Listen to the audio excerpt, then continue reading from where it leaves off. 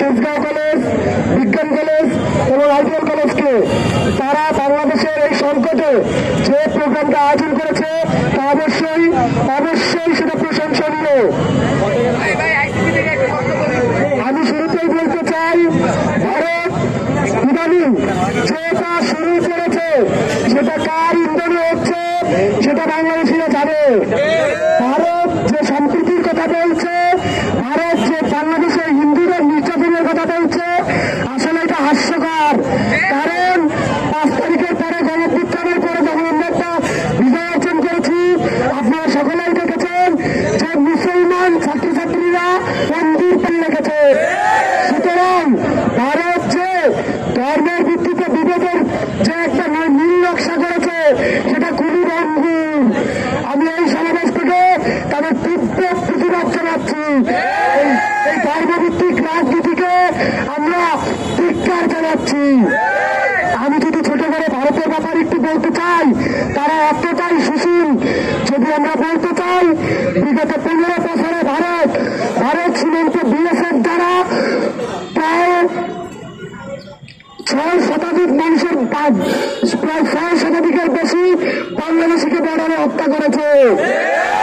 আমরা ফলানির কথা বলি নাই, আমরা আফগানের কথা বলি নাই। তারা যে বন্দী রাষ্ট্রের কথা বলছে, আসলে তারা বন্দী না, তারা বন্দীরূপে শত্রু। আমি যদি তাদের ব্যাপারে বলতে চাই, তাহলে তিস্তার কথা সর্বপ্রথম চলে আসে। তারা তিস্তা নদীর পানি বন্টন সবচেয়ে বড় অনিশ্চিত ইস্যু ভারতের সাথে বাংলাদেশের, তারা সেটার কোনো সমাধান করছে না। আরো যদি বলি ফারাক্কা এবং গঙ্গার বাঁধ, এটা নিয়েও তারা নানা ছলাখেলা করছে। আমরা তীব্র নিন্দা জানাই।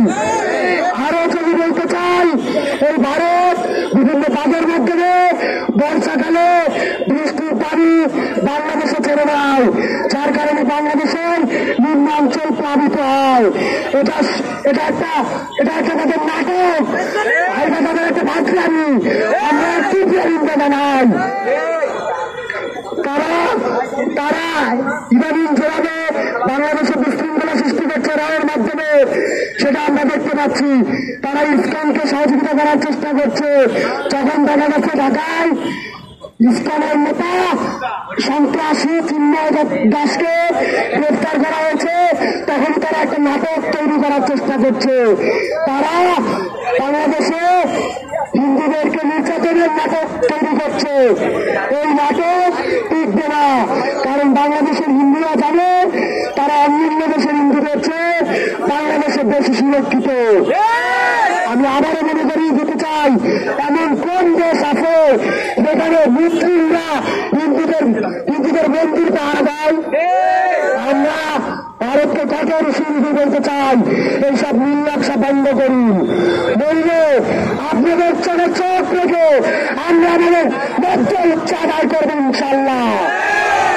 আপনাদের চোখ রেখে আপনাদের যে চোখ রেখে সেই চোখ রেখে হাসিনা ভয় পাইতে পারে, নতুন বাংলাদেশ ভয় পায় না।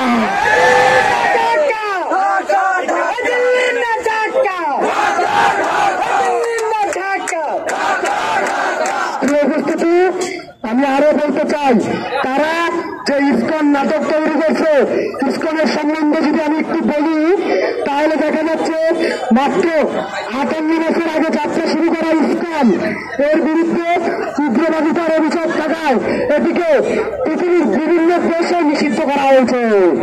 যদি তারা সাধু হয় তাহলে তাদেরকে নিষিদ্ধ কেন করা হবে?